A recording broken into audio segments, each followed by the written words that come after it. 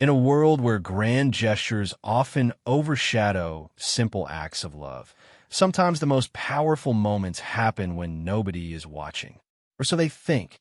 At the London Olympics Park, surrounded by thousands of cheering spectators and flashing cameras, a quiet moment between two people would capture hearts across the globe. It wasn't planned, it wasn't rehearsed, and it certainly wasn't expected. But when Catherine saw the exhaustion in William's eyes during what should have been one of the most exciting days of their lives, she did something so natural, so genuine, that it reminded everyone watching what real love actually looks like. This is the story of how a simple gesture in the middle of Olympic chaos became a moment that defined not just their relationship, but touched the hearts of millions who witnessed it. The morning sun cast long shadows across the sprawling Olympic Park as Catherine adjusted her carefully chosen outfit for the third time. The mirror in their hotel room reflected back a woman who appeared calm and collected, but her fingers betrayed her nerves as they smoothed down fabric that didn't need smoothing. Today was different from all the other Olympic events they had attended. Today, William would be representing not just himself, but his entire family, his country, and everything he stood for in front of the world's most demanding audience. William emerged from the bathroom, his formal attire impeccable as always, but Catherine could see something in his posture that others might miss. After years together, she had learned to read the subtle signs of his stress. The way his shoulders held just a fraction higher than usual, the almost imperceptible tightness around his eyes, the measured breathing that spoke of someone consciously trying to remain calm. "You look perfect," Catherine said, stepping closer to adjust his already perfect tie. It was an excuse to touch him, to offer comfort in the simple way that couples do when words aren't enough.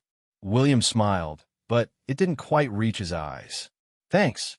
I just wanted A to go well.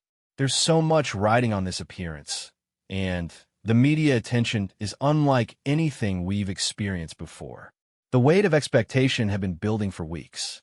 The Olympics represented something magical for the British people, a chance to show the world their best face, their capability, their spirit.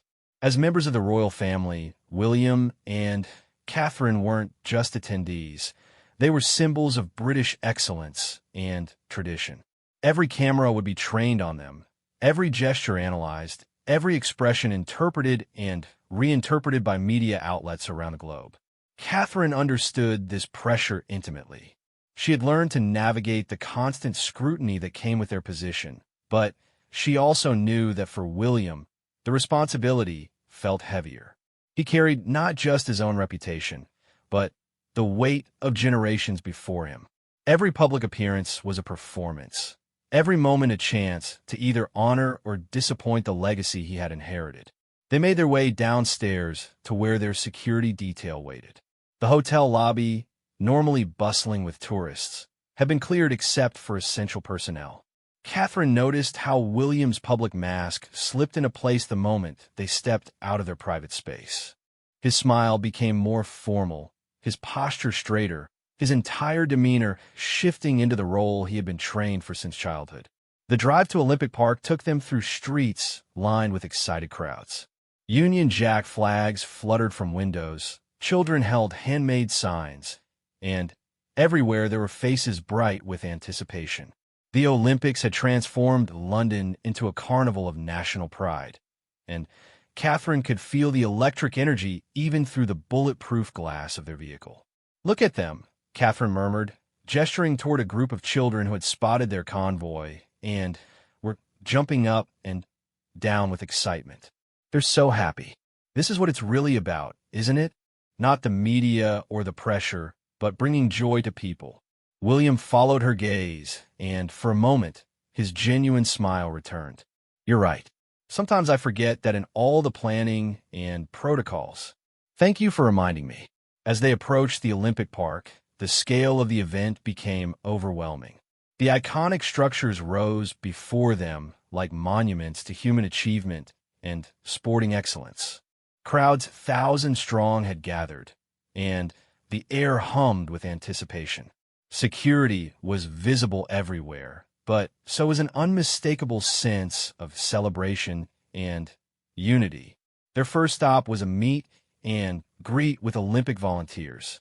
These were the unsung heroes of the Games, the people who had dedicated months of their lives to making the event successful.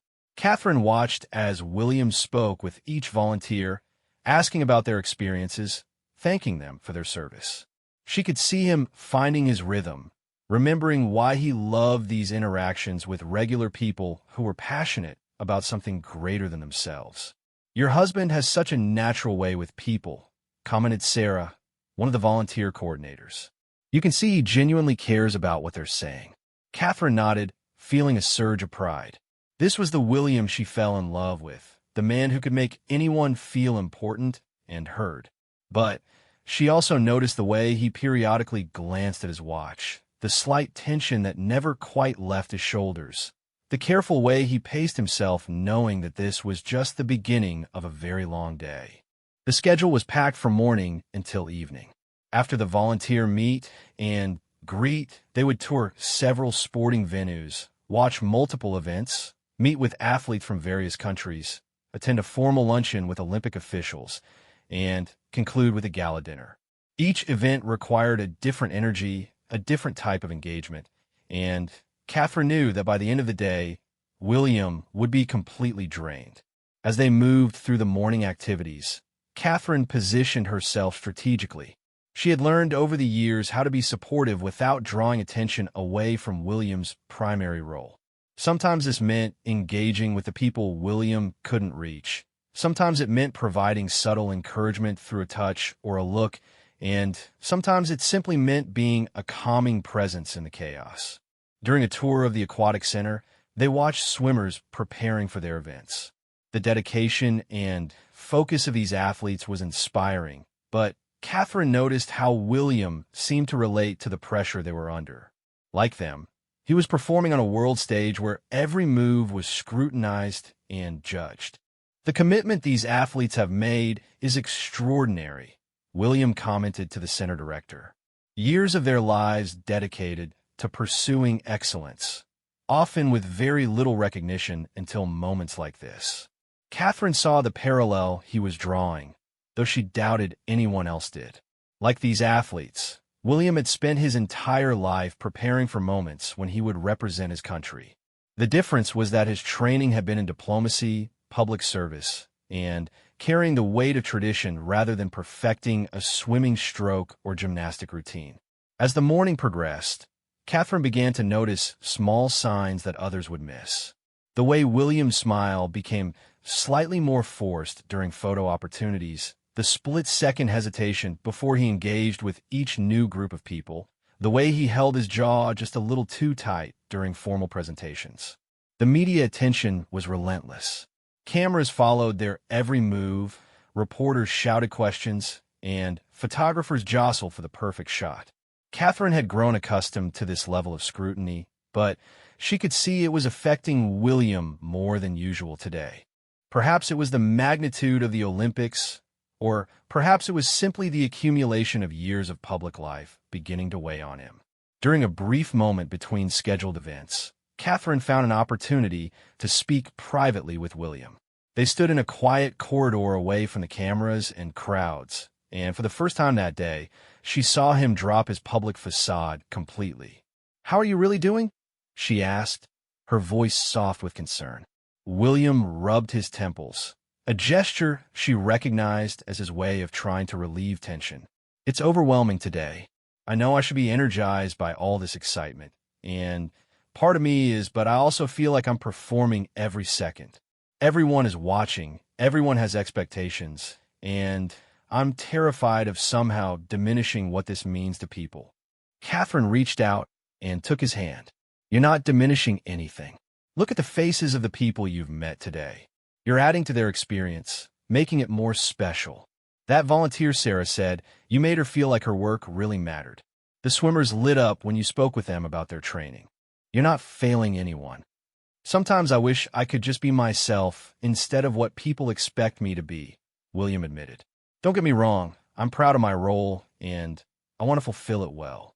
But Days like today make me feel like I'm wearing a costume that doesn't quite fit. Catherine understood exactly what he meant.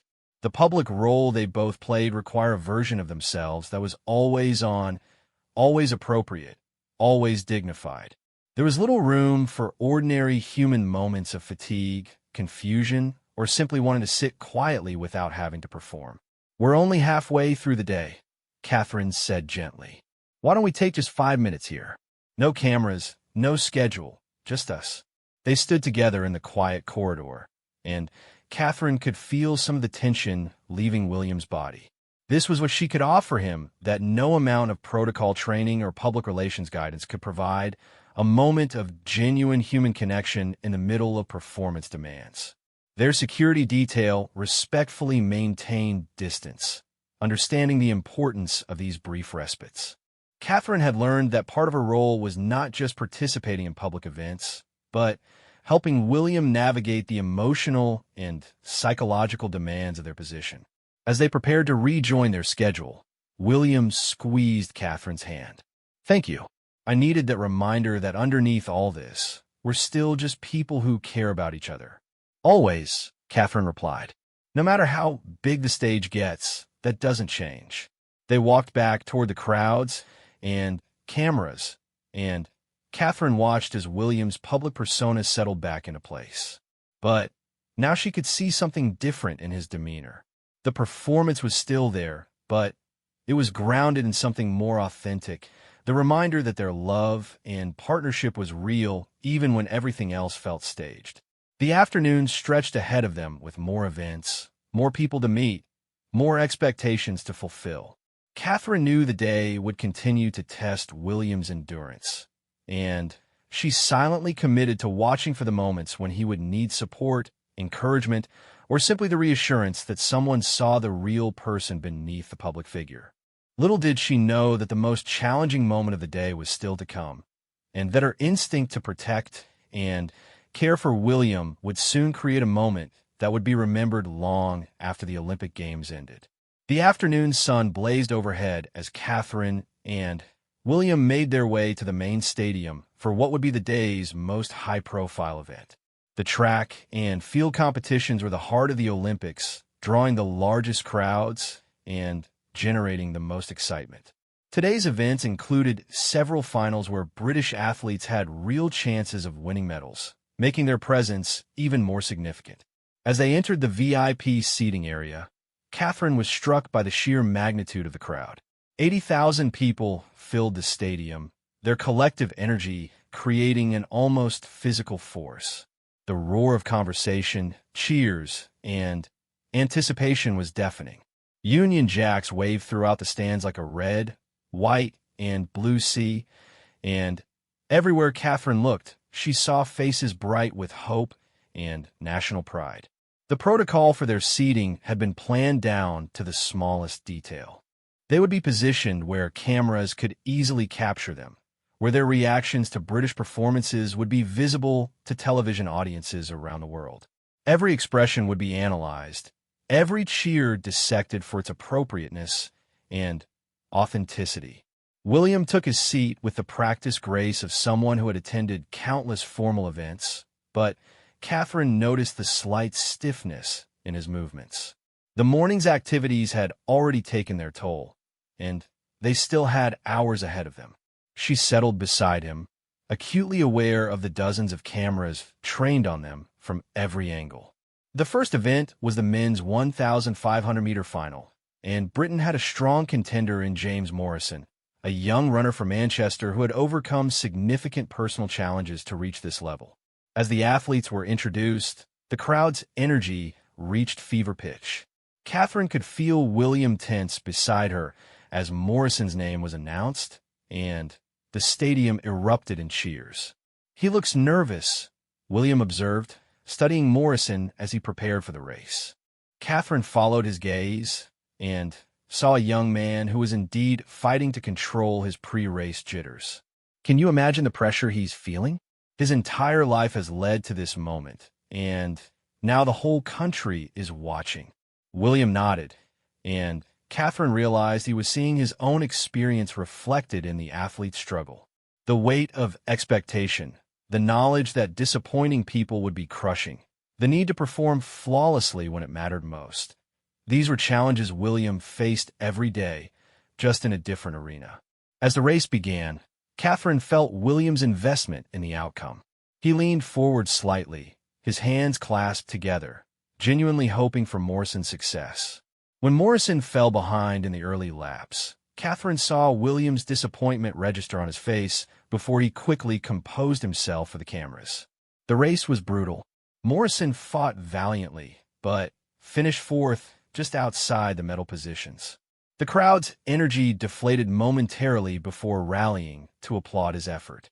Catherine watched as William processed this outcome, knowing that millions of television viewers were watching his reaction to Britain's near miss. He ran his heart out, William said to the official beside them, his voice carrying just enough for nearby microphones to pick up his supportive comment. But Catherine could see the weight of the moment settling on his shoulders. As a representative of the nation, he was expected to somehow embody the country's joy in victory and grace in defeat. The next several events followed similar patterns. British athletes performed admirably, but fell short of the medals that would have provided the fairy tale moments everyone hoped for. With each near miss, Catherine felt the pressure building on William to maintain his enthusiastic support while managing his own disappointment and the knowledge that his reactions were being broadcast to millions. During a brief break between events, a BBC commentator approached for a quick interview. The questions were predictable: his thoughts on the British performances, his impressions of the Olympic atmosphere, his hopes for the remaining events. William answered with his characteristic diplomacy and genuine warmth, but Catherine could hear the slight strain in his voice that others would miss. "The effort our athletes are putting forth is truly inspiring," William told the interviewer. "Win or lose, they're representing the best of British determination and sportsmanship. We couldn't be prouder of them." The words were heartfelt and appropriate, but Catherine knew that William was fighting fatigue. The constant need to be articulate, positive, and representative was exhausting in ways that people outside their position couldn't understand. Every word mattered. Every expression was significant, and there was no room for the natural human responses of frustration or exhaustion. As the afternoon wore on, Catherine noticed more signs of William's struggle. His posture remained perfect, his smile stayed in place, and his engagement with the events appeared genuine, but she could see the effort it was costing him. The way he blinked a little too often, the barely perceptible tightness around his eyes, the measured way he turned his head to avoid appearing restless. These were the tells of someone pushing through mounting fatigue. The heat was also becoming a factor. The stadium's design trapped the afternoon sun, and even in the VIP area, the temperature was uncomfortably warm. Catherine noticed William discreetly adjusting his collar and saw the slight sheen of perspiration on his forehead that he was trying to ignore. The athletics program included a ceremony honoring Olympic volunteers, and William and Catherine were asked to participate by presenting awards to several outstanding individuals. As they made their way down to the track level, Catherine felt the full intensity of the crowd's attention. Thousands of eyes followed their movement, cameras tracked their every step, and the weight of representing something larger than themselves felt heavier than ever. The volunteers they met were extraordinary people who had dedicated months of their lives to making the Olympics successful. Each had a story of sacrifice, commitment, and joy in serving something greater than themselves. William engaged with each person authentically, asking about their experiences, thanking them for their service, and making them feel genuinely valued. Catherine watched him work the line of volunteers, and despite his fatigue, she could see his genuine appreciation for these people. This was William at his best, connecting with individuals, making them feel heard and important, representing the crown not as a symbol of distance, but as a recognition of service and dedication. Mrs. Patterson has been volunteering since 5 in the morning every day for 2 weeks. The coordinator explained as they approached an elderly woman whose face glowed with pride at meeting them. "Mrs. Patterson, That level of dedication is remarkable, Williams said, taking her hand warmly. What has this experience meant to you? Oh, Your Royal Highness, it's been the honor of my lifetime, she replied, tears forming in her eyes. To be part of something so special, to help visitors from around the world feel welcome in our country. I wouldn't trade these memories for anything. Catherine watched William's genuine reaction to Mrs. Patterson's emotion. For a moment, his fatigue seemed to lift as he connected with the pure joy and service this woman represented. This was why he did what he did, why the pressure and performance were worthwhile, moments like this when he could acknowledge and honor the best in people. But as they moved through the ceremony, Catherine continued to monitor William's condition. The combination of heat, emotional demands, physical demands, and constant performance was taking its toll. She began positioning herself strategically, ready to provide support or intervention if needed. The ceremony concluded with a group photo on the track. Photographers shouted directions, volunteers beamed with excitement, and William and Catherine found themselves at the center of a moment that would be remembered by everyone present. As the cameras clicked, Catherine felt William's slight sway beside her and realized that he was running dangerously low on energy reserves. They returned to their seats as the athletic competition resumed, but Catherine's attention was now divided between the events and William's condition. She could see him fighting to maintain his engagement, to react appropriately to each race and field event, to embody the enthusiasm and support that his position required. The women's 800-meter final was approaching, and Britain's Sarah Thompson was favored to medal. The crowd's anticipation was building to a crescendo, and Catherine knew that William's reaction to this race would be scrutinized more closely than any other moment of the day. As the athletes took their positions, Catherine felt the stadium's energy reach an almost unbearable intensity. 80,000 people held their breath, the weight of national hopes focused on one young woman who looked both determined and terrified as she settled into her starting blocks. Catherine glanced at William and saw him gathering himself for what he knew would be a crucial few minutes. Win or lose, his reaction would become part of the story of these Olympics. She reached over and briefly touched his arm, a small gesture of support that she hoped would remind him that regardless of what happened in the next 2 minutes, he didn't have to carry the entire nation's emotions on his shoulders alone. The starting gun fired, and 80,000 voices rose as one. Catherine felt William's intensity as he watched Thompson settle into her race strategy, knowing that everything that happened next would test not just the athlete's preparation, but his own ability to represent hope, disappointment, joy, or heartbreak for an entire nation watching his every expression. The starting gun cracked like thunder across the stadium, and 80,000 people rose to their feet as one. Catherine felt the vibration of the crowd through the soles of her feet as Sarah Thompson settled into the pack of runners, her bright red British uniform a beacon of hope among the international field. Beside her, William leaned forward, his invested completely in the unfolding drama. For the first 400 meters, Thompson ran tactically, staying with the lead group, but not pushing the pace. The stadium's roar was constant, a wall of sound that made conversation impossible. Catherine could see William's hands clasped tightly together, his entire body language reflecting the tension of watching someone carry the hopes of a nation. As they approached the bell for the final lap, Thompson made her move. She swung wide around the pack and began her kick for home. The stadium erupted. Catherine felt William rise slightly from his seat, caught up in the moment despite his exhaustion. For precious seconds, it looked like Thompson might run away with the race. But with 200 meters to go, the early pace began to tell. Thompson's form started to deteriorate slightly, her stride shortening under the pressure of the world-class field. The runners behind her sensed weakness and began their own finishing kicks. Catherine watched William's face as he realized what was happening. The golden moment was slipping away. The final 100 meters felt like an eternity.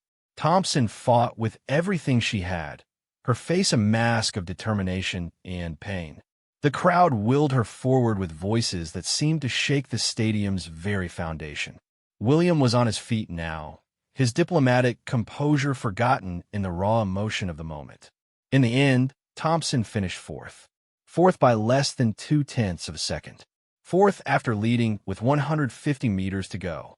Fourth when the entire nation had glimpsed gold and felt it slip away at the last possible moment. The silence that followed the announcement of results was deafening. 80,000 people sat in stunned disappointment. The cruel reality of elite sport laid bare. Catherine immediately turned to William, knowing that this moment would test every ounce of his training and professionalism. What she saw alarmed her.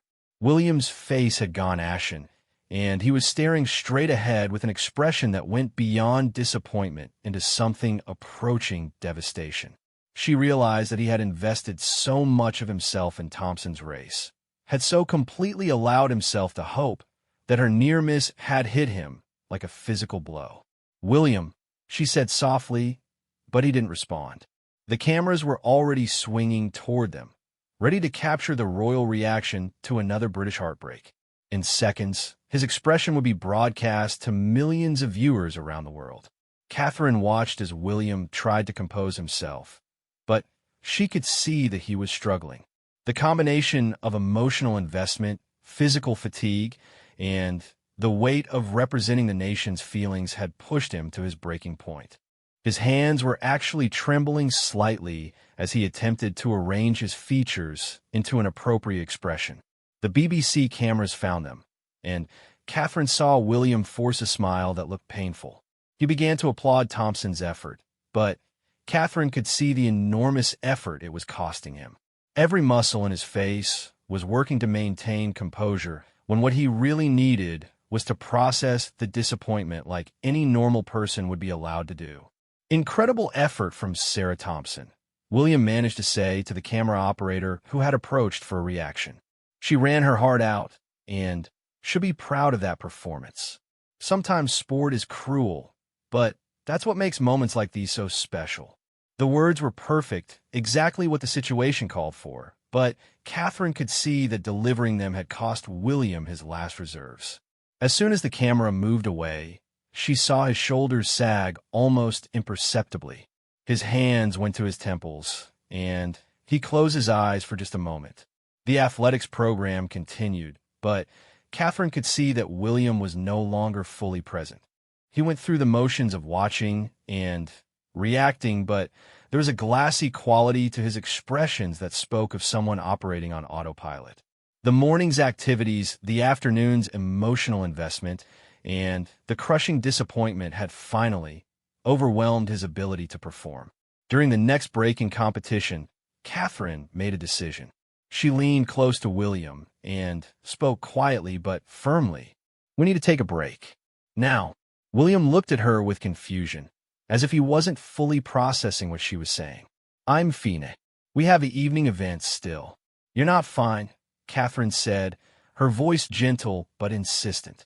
"You're exhausted, and you need a few minutes away from all this." She signaled to their security coordinator, who immediately understood that they needed to step away. Within moments, they were being escorted to a private hospitality area away from the crowds and cameras. As soon as they were out of public view, Catherine saw William's carefully maintained composure begin to crack. They found themselves in a quiet room with comfortable chairs and a view overlooking the warm-up track. For the first time all day, they were truly alone. William sank into a chair and put his head in his hands. "I don't know what's wrong with me," he said, his voice muffled. "I've done hundreds of these events. I know how to handle disappointment and pressure, but today feels different." Catherine sat beside him, studying his face with concern. She could see the exhaustion in every line of his features, but more than that, she could see a deeper weariness that went beyond physical fatigue. "When did you last take a real break?" she asked. "Not just between events, but actual time to rest and recharge." William looked up at her, and she was shocked by how depleted he appeared. "I can't remember. There's always something, always another commitment, Another expectation, another role to fulfill. Catherine realized that what she was seeing wasn't just the result of one demanding day at the Olympics. It was the accumulation of years of constant performance, of never being allowed to be fully human, of carrying responsibilities that would crush most people. Today had simply been the moment when all of that weight had finally become too much. The thing about Thompson's race, William continued, is that I saw myself in her struggle. The whole country was depending on her, watching her every move, and when she couldn't deliver what everyone hoped for, I felt like I was watching my own worst fears play out. Catherine's heart broke a little as she understood what he meant. William lived with the constant knowledge that entire nations watched his every move, that his successes and failures reflected on something much larger than himself. The pressure that had broken other members of his family over the years was something he carried every single day. You know what the difference is between you and Thompson? Catherine said, taking his hand. She gets to go home after this race and be a regular person. She can cry if she needs to, get angry if she wants to, or just disappear from public view until she's ready to face the world again. You don't get that luxury. William nodded, seeming grateful that someone finally understood the unique burden he carried. Sometimes I feel like I'm performing my life instead of living it. Like every emotion has to be appropriate. Every reaction has to be measured. Every word has to be perfect. Outside their quiet sanctuary, Catherine could hear the continued roar of the crowd as the athletics program went on. She knew that their absence was being noted, that questions were being asked, that their schedule was being adjusted. But for the first time in years, she didn't care about the implications or the inconvenience they were causing. "What do you need right now?" she asked. Not what you think you should need, but what would actually help you feel human again. William was quiet for a long moment, considering the question. I think I need to remember why I do this. Not the duty part or the expectation part, but the reason I actually care about representing the country and the crown. Catherine looked out at the warm-up track, where she could see athletes preparing for upcoming events.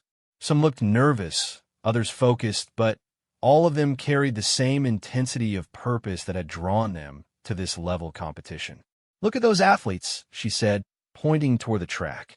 "They're not here because someone told them they had to be. They're here because they chose something difficult and meaningful, and they're willing to sacrifice everything for moments like today." William followed her gaze and seemed to find something calming in watching the athletes' preparations. "You're right. I chose this too, didn't I? Not the circumstances of my birth, but the decision to embrace what that means instead of resenting it." "You did choose it," Catherine confirmed.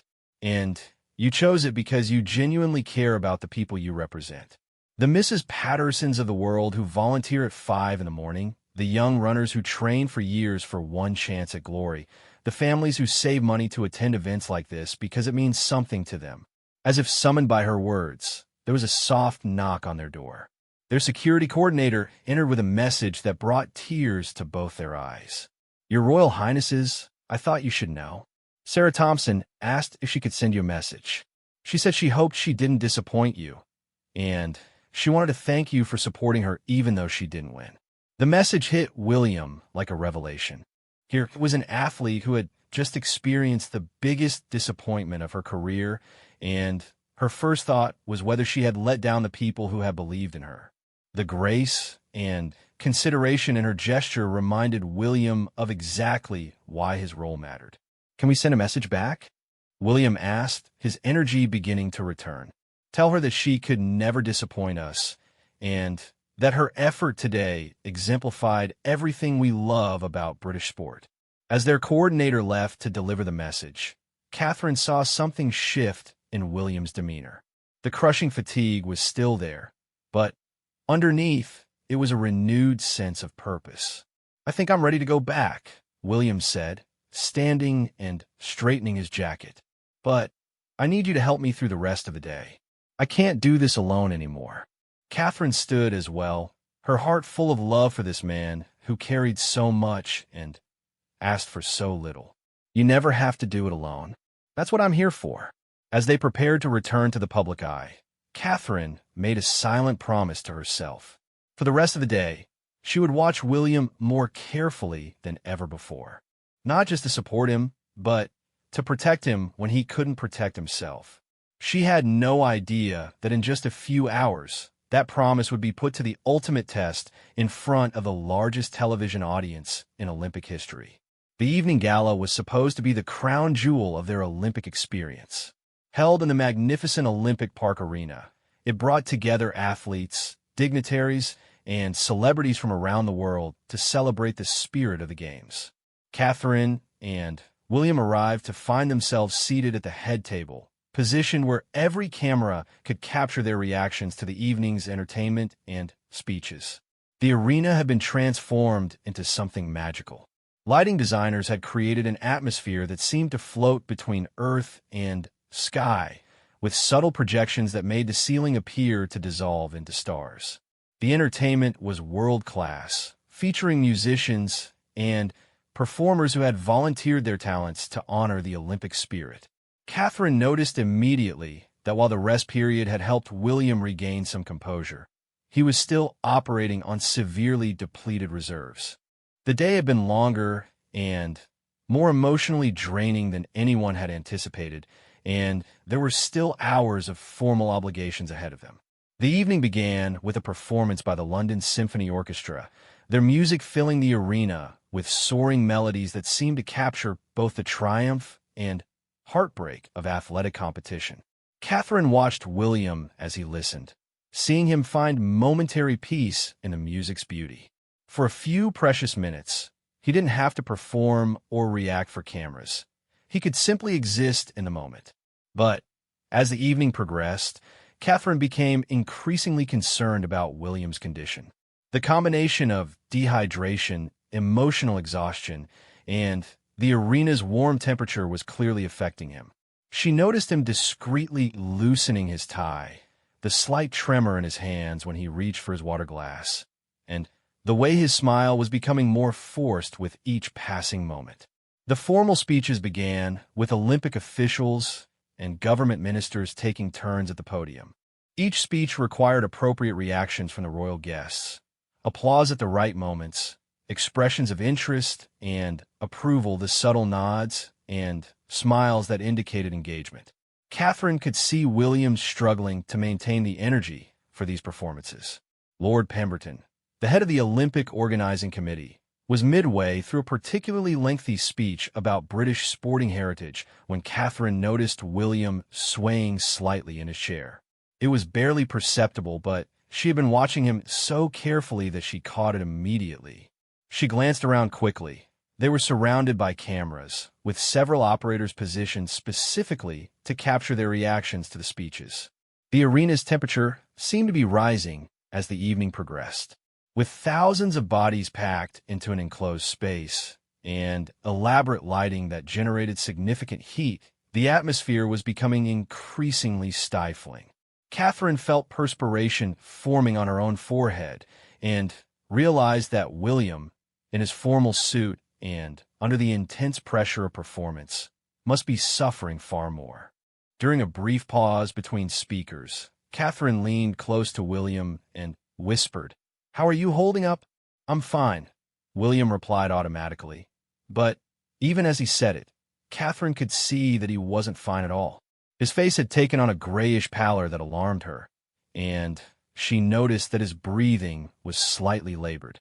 The next speaker was introduced, and Catherine watched with growing concern as William fought to maintain his composure. She could see the enormous effort he was putting into simply sitting upright and appearing engaged. Every muscle in his body seemed to be working to keep him functioning, and she realized that he was approaching the point of collapse.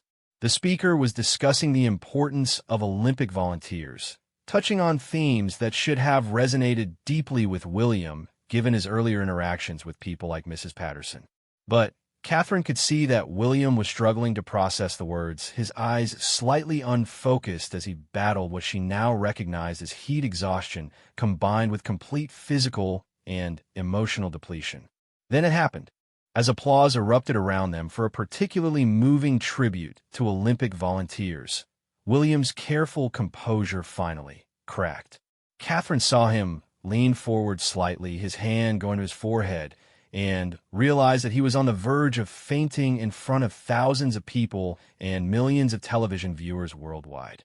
Without hesitation, Catherine moved. Her response was purely instinctive, driven by love and the immediate need to protect the man she cared about more than any protocol or public image. She shifted in her chair, angling her body toward William while appearing to simply be adjusting her position for comfort. "Easy," she whispered, her voice so quiet that only he could hear it. Then, in a movement so natural it seemed rehearsed, she placed her hand gently on his back, just below his shoulder blades. To any observer, it might have looked like an affectionate gesture, a wife's gentle touch during an emotional moment of the evening. But Catherine's touch was actually providing crucial support.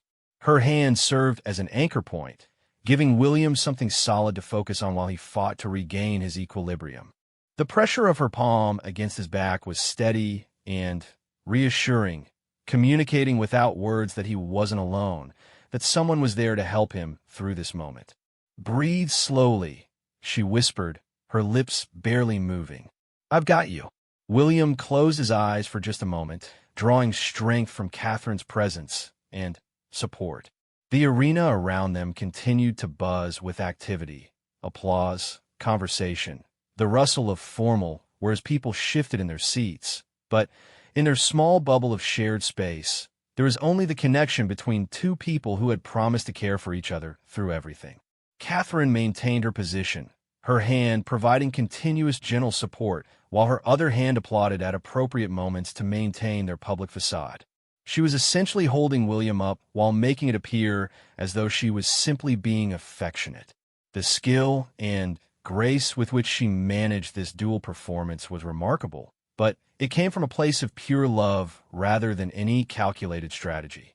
Around them, cameras continued to roll, capturing what viewers around the world would later describe as one of the most touching moments of the entire Olympic ceremony. What they saw was a woman's gentle, loving support of her husband during an emotional evening. What they didn't see was that Catherine was literally preventing William from collapsing on international television. The speaker concluded his remarks to thunderous applause, and Catherine felt some of the tension leave William's body as he realized he had made it through another segment of the evening. Her hand remained on his back, a constant source of support and reassurance. "Thank you," William breathed, so quietly that even she almost missed it. Catherine squeezed his shoulder gently in response, a gesture that communicated everything she couldn't say out loud in that moment. She was proud of him for pushing through, grateful that they had made it through the crisis, and absolutely determined to help him through whatever remained of the evening. As the next phase of the evening began, Catherine never removed her hand from William's back. What had started as emergency support evolved into something more beautiful, a visible demonstration of partnership and love that needed no explanation or justification. She was there for him, and everyone could see it. The cameras continued to capture their interaction, but Catherine no longer cared about the public relations implications. Her only concern was the man beside her who had given everything he had to represent their country with dignity and grace. If supporting him meant showing the world a more human, vulnerable side of their relationship, then so be it. The evening's entertainment resumed with a performance by children's choirs from schools across London. Their young voices filled the arena with hope and joy, and Catherine felt William gradually regaining strength as he listened. The music seemed to remind him of why moments like this mattered, why the effort and sacrifice were worthwhile. "They're beautiful," William murmured, referring to the children's performance. "They are," Catherine agreed, her hand still resting supportively on his back. "And they're singing for you too, for everything you represent to them about their country and their future." As the children's voices soared through the arena, Catherine realized that what had started as a moment of crisis had transformed into something more profound. Her simple act of support had become a declaration of partnership that resonated far beyond their immediate circumstances. The television cameras had captured it all: the gentle touch, the sustained support, the visible love between two people facing public pressure together. In the coming days, that footage would be replayed countless times, analyzed, and celebrated as an example of authentic love in public life. But in the moment, none of that mattered to Catherine. All that mattered was that William was breathing more easily, that his color was returning to normal, and that they were facing the remainder of the evening together. Her hand remained on his back, a promise made visible that whatever challenges lay ahead, they would meet them as partners. The evening was far from over, but Catherine knew they would make it through.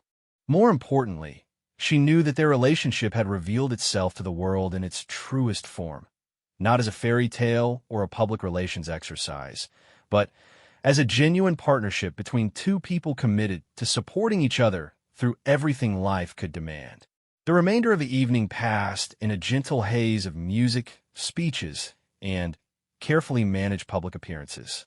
Catherine never moved her hand from William's back, maintaining that steady connection that had become both anchor and lifeline. As the formal gala concluded and they made their way through the final rounds of meet and greets, she could feel his strength gradually returning, though she remained vigilant for any signs of relapse. Their final obligation of the evening was a private reception with Olympic officials and major sponsors. By this time, William had recovered enough to engage more naturally in conversation, but Catherine noticed how he unconsciously positioned himself so that she remained close enough to provide support if needed. The crisis had created a new awareness between them of just how much they relied on each other. As they finally made their way back to their hotel near midnight, Catherine felt the emotional weight of the day settling on her own shoulders. The adrenaline that had carried her through the evening was fading, leaving behind a deep exhaustion that came not just from the physical demands of their schedule, but from the emotional intensity of caring for someone she loved while maintaining public composure. In the privacy of their hotel room, William finally allowed himself to fully acknowledge what had happened. He sat heavily on the edge of the bed, his formal clothes suddenly feeling like a costume he was eager to shed. "Almost lost it out there," he said quietly, in front of everyone, in front of the cameras. "If you hadn't." "But I did," Catherine interrupted gently, sitting beside him. "That's what partnerships are for. You would have done the same for me." William looked at her with an expression of profound gratitude, mixed with something that might have been wonder. "The way you handled that was extraordinary. You probably saved both our reputations and my health, and you did it so smoothly that no one even realized what was happening." Catherine reached out and took his hand. "Actually, I think people did realize what was happening. Maybe not the medical emergency part, but they saw someone supporting the person they love. And I think that matters more than any perfectly executed protocol." What neither of them knew was that across London, across Britain, and around the world, people were indeed talking about what they had witnessed. Social media was buzzing with clips of Catherine's gentle support, with comments ranging from admiration for her grace under pressure to deeper reflections on what genuine love looks like in public life. The next morning brought a flood of media coverage that surprised everyone. While the sports headlines focused on the day's athletic achievements, human interest stories led with what journalists were calling the most touching moment of the Olympics. The image of Catherine's supportive hand on William's back had been captured by dozens of photographers and was appearing on front pages around the world. Palace sources reveal royal partnership at its finest, read one headline. "Catherine shows the world what love really looks like," proclaimed another. The coverage was overwhelmingly positive, but more than that, it seemed to have touched something deeper in the public consciousness. Catherine read the coverage with mixed feelings. On one hand, she was grateful that the media had interpreted their moment positively rather than speculating about William's health or fitness for his role. On the other hand, she felt slightly uncomfortable with the level of attention being paid to what had been, for her, simply a natural response to seeing someone she loved in distress. "Listen to this," William said, reading from his phone as they had breakfast in their hotel room. "This is from a blog post that's being shared thousands of times. In an age of manufactured relationships and stage photo opportunities, Catherine's gesture reminded us that real love doesn't perform for cameras. It simply acts when action is needed. Her instinctive support of William showed us what authentic partnership looks like and why their relationship has captured hearts around the world. Catherine looked up from her own reading. It feels strange to have such a personal moment analyzed like that, but I suppose if people are taking something positive from it, they are, William confirmed, scrolling through more coverage. Look at these comments. People are talking about how it inspired them to be more supportive of their own partners. Someone wrote about how seeing us made her realize she needed to pay more attention to her husband's stress signals. Another person said it reminded him that showing care in public isn't weakness, it's strength. As the day progressed, it became clear that their Olympic moment had resonated far beyond the usual royal watching community. The story was being picked up by international media, shared across social platforms, and discussed in contexts that had nothing to do with British royalty or the Olympics themselves. Dr. Sarah Chun, a relationship counselor in Manchester, found herself fielding interview requests about what she called the Catherine effect. In her analysis, what had made the moment so powerful was its complete authenticity in a context where everything else was carefully choreographed. We live in a world where public displays of affection often feel performative, Dr. Chun explained to a BBC interviewer. But what Catherine did was respond to a real need with real care, without any apparent thought for how it would be perceived. That kind of genuine, instinctive support is what strong relationships are built on, whether you're in the public eye or not. The ripple effects extended into unexpected areas. Marriage counselors reported increased interest in their services, with couples mentioning the Olympic moment as inspiration to work on their own supportive partnerships. Social media platforms saw a surge in posts tagged with phrases like "be someone's Catherine" and "love like this." 3 days after the Olympics gala, Catherine received a letter that moved her to tears. It came from Mrs. Patricia Williams, a woman from Cardiff whose husband had been struggling with depression following his retirement. She wrote, "Your Royal Highness, I hope you don't mind me writing to you personally. I watched your support of Prince William during the Olympic ceremony, and it made me realize that I hadn't been seeing the signs that my own husband was struggling. The gentle way you cared for him, the way you were there without making a big show of it, reminded me that love is about paying attention and being present when someone needs you most. I've started being more aware of when my husband needs support, and it's making all the difference in our marriage. Thank you for showing us what real love looks like." The letter was one of hundreds that arrived at the palace in the weeks following the Olympics. Teachers wrote about using the moment as an example in lessons about empathy and care. Therapists described patients finding inspiration in Catherine's example of supportive partnership. Even relationship blogs and marriage guides began referencing the Olympics moment as an example of healthy partnership dynamics. But perhaps the most meaningful response came from Sarah Thompson, the athlete whose fourth-place finish had triggered Williams' emotional crisis. She requested a private meeting with Catherine and William, and when they met her at a quiet cafe in central London, her words carried the weight of genuine gratitude. "I wanted to thank you both in person," Sarah said, "not just for your support during my race, but for showing the world that it's okay to be vulnerable and need help. Watching your Royal Highness support Prince William so naturally made me feel less alone with my own struggles. Sometimes elite athletes feel like we have to be invincible all the time, but seeing that even people in your position need and give support to each other was really meaningful to me." As summer turned to autumn, Catherine and William found themselves reflecting often on their Olympic experience and its aftermath. The day that had begun as a routine public engagement had evolved into something that changed their understanding of their public role and their private relationship. "I think what surprised me most," Catherine told William one evening as they walked through the gardens of their country home, "was how much that moment meant to other people. I wasn't thinking about anyone except you in that moment, but somehow that made it more meaningful to everyone watching." William nodded thoughtfully. I think people are hungry for authentic moments in public life. Everything is so managed and controlled now that when something real happens, it resonates in ways we never expect. The Olympic moment had taught them both something important about the intersection of their private selves and their public roles. They had always tried to be genuine in their public appearances, but they had also maintained careful boundaries between their personal relationship and their official duties. Catherine's instinctive support had crossed that boundary in the most natural way possible, and the response had shown them that people were yearning for exactly that kind of authenticity.